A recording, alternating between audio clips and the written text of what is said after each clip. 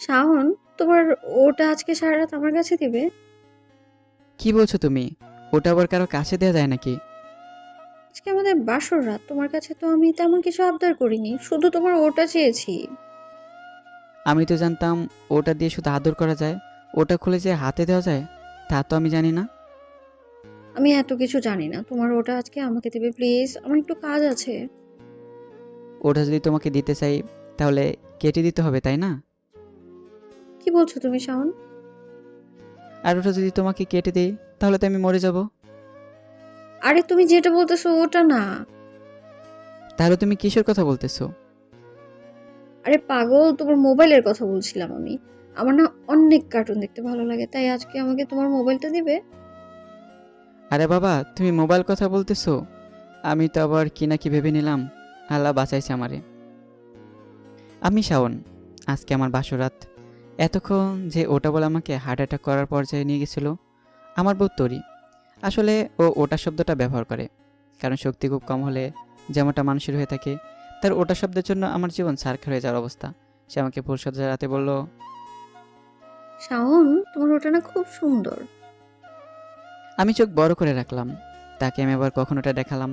মেয়ে দেখছি very fast, চিন্তা করে ছবি এঁকে ফেলেছে। আমি লজ্জা পেয়ে বললাম, না মানে, এটা যতটা সুন্দর ভাবছো ততটা না, দেখলেই বুঝতে পারবে। তোমার ওটা তোমার চোখের সামনেই, খুব ছোট। আমি ভয় পেয়ে নিচের দিকে তাকিয়ে রইলাম। প্যান্ট ছেঁড়া নাকি? হাত দিয়ে দেখলাম না, ঠান্ডা লাগছে না। তার মানে প্যান্ট তো ঠিক আছে। কিভাবে বুঝলো ছোট? সে কীরকম আরও দেখেছে? আমি গরম হয়ে বললাম, তুমি কিভাবে জানো এটা ছোট? তুমি কি কয়েকটা মেপে দেখেছো নাকি? এবার সে কান্নাভাবে বলল, দেখলে সমস্যা কোথায়, ওটা তো সবাই দেখে। কি বলো সবাই দেখে? আমার এক বান্ধবী তো, আমারও ওটা ছিল, আমরা ধরে ধরে দেখতাম। আমার মাথা চক্কর দিচ্ছে। এ মেয়ে কী বলে? পুরুষ মানুষের ওটা আবার মেয়েদের কিভাবে থাকে? আবার সেটা নাকি ধরে ধরে দেখতো। এই আমি কাকে বিয়ে করলাম? আমার কান্নাভাব নিয়ে বললাম, কি বলো? আমি তো বাসরাতে শহীদ হয়ে যাব। ওটা কেউ ধরে নাকি? আরে আমি গালের তিলের কথা বলছি। গালের তিল? না হলে তুমি কি ভেবেছো? আমিও না, তুমি বুঝবে না। কিন্তু একটু পরে যখন তরিকে আদর করতে লাগলাম তখন সে ছাড়িয়ে আমতামতা করে বলল, আমি তো আমার ওটা আমার রুমে রেখে এসেছি, এখন কিভাবে হবে? আমি তো ভয়ে ঢুক গিলতে থাকলাম। ওটা যে কেউ রেখে আসে সেটা আজ জানলাম। এবার কান্না মাখা চোখে জিজ্ঞাসা করলাম, কি রেখে এসছো? না মানে ওটা আর কি, যেটা দিয়ে ওটা করে। আমি কাঁদতে লাগলাম। হায় রে, ওটা যে ঘরে কেউ রেখে আসে সেটা আমি প্রথম জানলাম। তাই চোখ বেয়ে কান্না পড়তেছে। বাসরাতে তো আনা উচিত ছিল, কিন্তু সে কিছুক্ষণ পর বলল, তুমি কাঁদছো কেন? আরে লম্বা ওটা আর কি। আমি তো মাথায় চুল ছিঁড়তে থাকলাম। এত গোপন ভিডিও দেখলাম ওদের, সেটা লম্বা কিভাবে হয়? কিন্তু তোরি আমাকে বলল, ও মনে পড়েছে, আরে হ্যাঁ, মোবাইলের কথা বলছি। কথাটা শুনে আমার বুকে হাত দিয়ে ধরে থাকলাম। বুকে পানি এলো। আরেকটু হলে সংবাদপত্রের হেডলাইন হয়ে যেতাম। যাক, তোর যেটা বাসায় রেখে এসে ভেবেছিলাম সেটা না। এই মেয়ের ওটা সেটা বলার জন্য আমার জীবন জিন্দেগি তামাতামা হয়ে যাচ্ছে। ওই দিন আব্বাকে বলে বসলো। আব্বা, আপনার ওটা এত বাঁকা কেন? আব্বু ভয়ে চুপসে গেছে, ঢোক গেলছেন।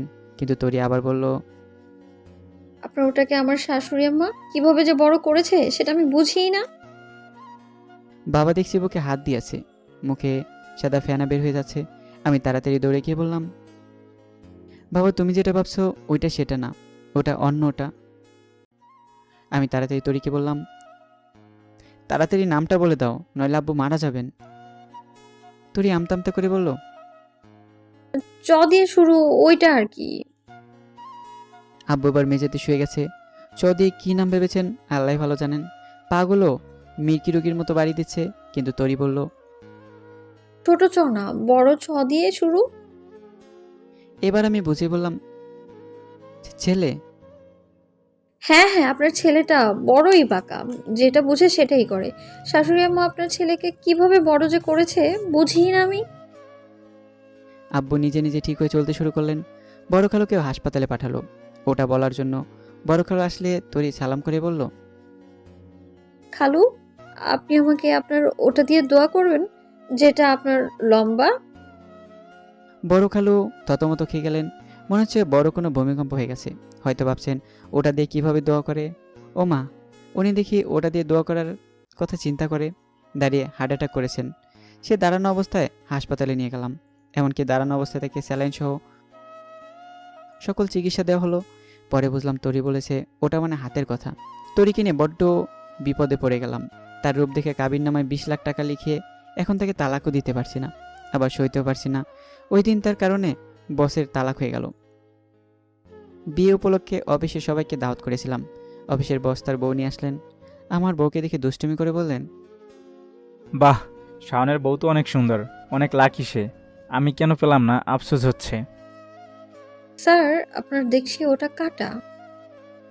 স্যার আর স্যারের বউ অবাক হয়ে তাকিয়ে আছে, যেন কোনো কিছুর সাথে মিলে গেছে। স্যারের বউ তাকে কলার ধরে নিয়ে গেলেন বাসায়। ওটা কাটা যে কিভাবে জানলো তরি? নিশ্চয়ই দেখিয়েছেন স্যার। পরে শুনি স্যারকে মেরে হাসপাতালে পাঠিয়ে তালাক দিয়েছেন। স্যারের সে কি কান্না! আমি স্যারকে দেখতে গিয়ে বললাম, আপনি যেটা ভেবেছেন সেটা না, ওটা ঠোঁট কাটা থাকার কথা বলেছে। স্যার দেখি ঘুমিয়ে গেছেন, নিঃশ্বাস চলছে না। আমি এবার বাসায় এসে তরিকে নিয়ে গেলাম ডাক্তারের কাছে। ওষুধ খেলে তার ওটা ভালো হয় কি না কে জানে। ডাক্তার সাহেবের চেম্বারে গেলে ডাক্তার সাহেব বললেন, কি সমস্যা মা? আমার ওটার সমস্যা, আমি কথায় কথায় ওটা বলি। এতে আমার কি দোষ? ওটা কোনো সমস্যা স্যার? আপনি কি ওটা চিকিৎসক যে ওটা ঠিক করে দিবেন? আপনারও তো মাঝে মাঝে ওটা চলে আসে, কিন্তু আপনি তো সময় নিয়ে ওটার কথা বলে দেন।